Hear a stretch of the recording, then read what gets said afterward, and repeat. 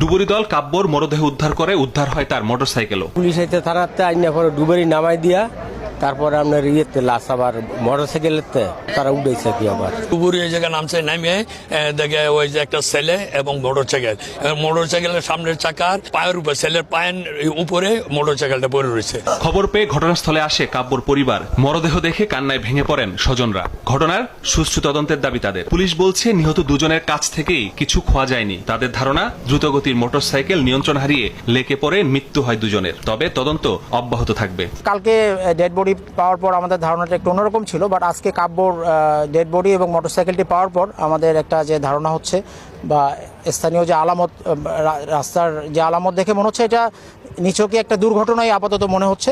তারপরেও দুইটি লাশই আমরা, ওই লাশটিও গতকাল আমরা পোস্টমর্টমের জন্য পাঠিয়েছি। কাব্যর লাশটিও আজকে আমরা পোস্টমর্টমের জন্য দিব।